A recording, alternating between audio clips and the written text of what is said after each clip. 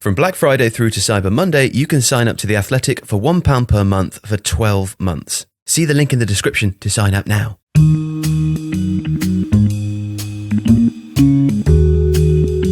So I had a conversation with Ali the other day. Ali, who is he runs the social media for Tifo, and he manages the YouTube channel. This was a few weeks ago, and he happened to mention at the end of the meeting that he'd seen a lot of a particular type of comment in the comments section recently, and he described them to me as porn comments. And then a couple of days later, we met, and you told me that you were writing a thing about porn bots. So I was hoping that you could explain to me why on Tifo's comment section I'm seeing a lot of porn bot comments. Yeah, so this has inadvertently become my specialist area, football and porn bots. I also observed this. I looked at looking at the Instagram accounts of all your big clubs, you know, Manchester United, Chelsea, Arsenal, Spurs, Liverpool. Looking at through all the comments and noticed that a really high volume of them were. I'll tell you what, I'll read out a couple of examples. I've just Please do. Just looked at one big club just now. Looked at the comments on a generic thing about a goal that was scored in a recent match. I'm lonely, please satisfy me. There's a woman not wearing very many clothes, just with lots of fire emojis. And then here is rate my hot videos. Okay. And I spent a long time looking at these accounts, clicking on them, following them, seeing where they end up. And basically, they're scams mostly, or they're trying to, that they're encouraging people to click on the links in their bios on Instagram, because you can't put a link in a comment on Instagram, but you can encourage people to look at it. And they're doing all sorts of things. Some of them are simply encouraging people to pay for porn. Some of them are, you know, it comes to the point you stop when you're investigating this. You reach a point where actually I'm not going to click on that link. It looks dodgy, and I take that. It could be viruses. I interviewed various experts about this. Viruses, scams, phishing, which is where someone takes your personal details and rips you off. Yeah. You put in your credit card details, and then they, empty your bank account. And basically, it's a numbers game. You know, the vast majority of us will look at that and see. Think this looks weird, this looks like a scam, stay the hell away from it. But not everyone does, and particularly, and lots of kids follow these accounts, maybe potentially even older people who are new to the internet, don't quite understand how this works. We always think, oh, obviously this stuff is a rip-off. If you're used to the internet, if you're savvy, if you spend lots of time reading YouTube comments, that's obvious. But for lots of people, it maybe isn't. They click on it harmlessly, click on another link, and the next thing they know, someone on the other side of the world has their credit card details. And the vast, vast majority of times, people would just ignore this stuff. But if a tiny proportion do, you look at some of these accounts, Manchester United have 40 million followers on Instagram. Yeah. So it's a numbers game, and I think people are getting ripped off by it. And also, just even if you're not ripped off, it's not great if you're a child following your favourite football club to see all this stuff. It's a bit grubby. And I spoke to various people inside top clubs who agree that it's not good. Well, I was going to ask, you spoke to football clubs about this. Obviously, this isn't just a football problem. No. It's because the accounts are huge, right? And God bless Ali, he does a good job deleting most of them from Tifo. I tried hard to find some Tifo porn bots and I struggled. They are there. When we first upload videos, if you get in early, you'll see them. But presumably, when you have an account, as you say, Man United have 40 million Instagram followers, that's a very difficult job for the community managers to delete those. But you spoke to the clubs about it. Presumably, they were aware that this was a thing in most cases. Yeah, and some clubs, Liverpool was an interesting example because they have a massive following, but actually there were very few porn bots. And someone in Liverpool told me that because it's someone's job to delete them every 15 minutes. And I like the idea of it's your day one at Liverpool FC. You've got your kind of dream job, and you've got your stationery with a badge on, and you pull up your chair, and it's like sit in the corner and delete porn bots all day. So how do you follow this then? Because your role as a journalist, presumably, as you mentioned earlier, you see some links that you don't want to click on. Do you have a special laptop where you can compromise it, or how do you follow these dangerous links? I was using a sort of incognito browser where But there was a point at which I didn't keep clicking. I'm satisfied that this stuff is not legit. And do you have a VPN? Do I have a VPN? I may or may not have a VPN. Okay, yeah. Someone in Liverpool just deletes this stuff all day, and actually, I don't want to get too much into which clubs were worse at it, but lots of clubs were worse at it, and I've actually just checked now, and there's a lot less of it than there was when I first looked. So I think clubs are taking this stuff more seriously. They all agree it's a big problem, and it's definitely not unique to football. But I think something that maybe is unique to football or to sport is you get these moments, right? There's a goal, and that's an instant thing that everyone is talking about. Yeah. Whereas if you're, a famous singer, Justin Bieber has loads of Instagram followers, but it's not quite the same of here's this one moment where everyone's really engaged. Whereas football, that is the case. So if porn bots spam Manchester United, for example, when a goal is scored, then a lot of people will see that, and there'll be just loads of activity. How do you think these organisations are directed then? Because it sounds like in certain cases they're quite targeted. It's a big operation. Yeah, I mean, I spoke to some experts about this. It's hard to trace exactly where. I mean, I think, it's in... We talk about various Asian countries where these sorts of scams are particularly common. It's hard to identify exactly where. If you talk about Vietnam, Indonesia, parts of Africa as well, but it could quite easily be, in the UK or anywhere else. But it's a numbers game, and people will have banks of phones, and they'll be sort of having computer programs to create accounts, and it's just a numbers game. The vast majority of the time, it won't work. But every so often, you might get someone to put in their credit card details.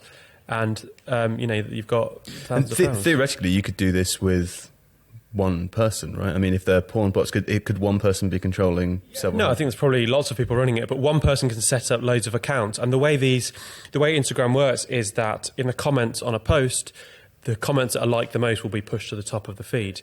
And often that'll be one, really relevant to if a player's just scored and people say, great, he's a legend, like that will be at the top because people like it. But also what you sometimes find is a porn bot comment will have 300 likes. But if you click to see who have liked it, it often looks like lots of them are bots that are liking lots of different comments. So these are clearly sort of networks that are systematically probably using automatic computer-generated processes liking lots of comments. And you'd notice that lots of them will be profiles without a profile picture, with only one or two followers, and with a sort of code, a string of numbers for a name, which looks like they've been automatically generated. And one of the criticisms that some of the people I spoke to made of Instagram was that it's just too easy to make an account. You can make an account in a matter of minutes with a fake email address, and it gets removed, but then you just move on and make another one. And lots of people say it should just be harder to make an Instagram account. I suppose this conversation is in danger of moving to a much broader area, right? Because there are innumerable issues related to that exact problem, but it's very difficult to think about the right ways to solve it, isn't it? But sticking with the porn bots in the football world, one of the things that concerned you about it, and which we talked about at the time, is obviously they're quite funny. There's funny comments, and it's something for us to have a laugh about. There's obviously the aspect that, as you say, there will be people or minors who are going to come across this. Also, it's the obvious downside of someone being scammed or being taken advantage of. But the other side of it as well is the account itself, because the accounts have pictures of women, and presumably the scammers have not set up a modelling agency to take all of their own photos, right? So where are the photos coming from? Yeah, so I looked at that so you can do a sort of reverse image search of an image, and we didn't want to kind of publicise this too much to put the focus on one individual woman, but it's obviously pretty harrowing. And some of these women are maybe models, maybe even porn stars. Not that makes it okay, but it's maybe a bit more understandable why their images were used. But some of them were just ordinary women, dressed in, I don't know, sometimes in a bikini, sometimes in just ordinary clothes, whose image had been pulled off Facebook and used to, act as a porn model to push a scam, which is obviously pretty awful. And if that starts happening to someone, it's very difficult to see how you could get it completely removed from the internet, because once it's out there, there's not some central authority that can just remove those images. Yeah. And also, as you say, like, short of making it more difficult to start an Instagram account or a Facebook account or whatever. And I mean, it's difficult to know how to fix the problem. Also, it costs clubs money, right? I mean, it theoretically costs us money. It takes a lot of Ali's time every day to delete the porn bot comments. There's presumably nothing we can really do about it, right? Yeah, well, I think, and lots of the clubs, not in their official statements, but off the record, basically blame Instagram. They say it's their fault, they do their best, they have limited resources. Instagram should do more at cleaning itself up. Right. And it's just too easy, there's too much of this stuff. I think that, when it comes to football, football clubs are really paranoid about their reputations. Particularly the top clubs spend loads of money on PR, on image. They're paranoid in many respects. And this is kind of out of control, and they don't like it because they like to control things. And in their comment section, there's all this awful stuff. Yeah. How does it vary between the different clubs then? Because presumably the larger clubs are attacked more often. Yeah, and no shade to the likes of Burnley and West Brom, but those clubs have a smaller number of followers, and generally speaking, on their Instagram post, it will be football relevant stuff. They'll be followed by Burnley fans, and it will be about the goal or the red card or whatever. If you look at Manchester United, who have 40 million followers all over the world, a lot of it is just spam, and the pornbots are clearly targeting big accounts because they're seen by more people, and it's a numbers game. And if you hit big accounts, you're just more likely to be seen by more people. But some of them are more sophisticated as well, right? I noticed that. So while some of them are like, hey, sexy boys, other of them will be on an Arsenal post, cronk it out, or a kind of hashtag used by fans. And you'll notice that I think that the systems start to detect and start to shut down things if they're really generic, if they're just totally the same everywhere. But if something is tailored to a specific club, it will probably stay up for longer. And, when you're potentially targeting 40 million people, if you only stay up for an hour, you might well make a few $1,000. Who knows? Okay, well, if you are watching Tifo videos and you see pornbot comments, you can report them? The Good Samaritan. Yeah. Okay. And click report. What kind of, does that make a difference? Yeah, absolutely. Yeah, if everyone did it together? Yeah, and a lot of these systems are kind of automatic. So in Instagram, if something pings on a dashboard that loads of people have reported one account, then they'll probably get removed automatically. Okay, so report them. Do your bit. Report the pornbots. Don't click on them, obviously. And sorry that they're there. We'll do our best to... It's not his fault. It's Ali's fault if they're there. It's definitely Ali's fault. But we'll do our best to clear them up. Hey, thanks so much, man. Cheers. Very enlightening.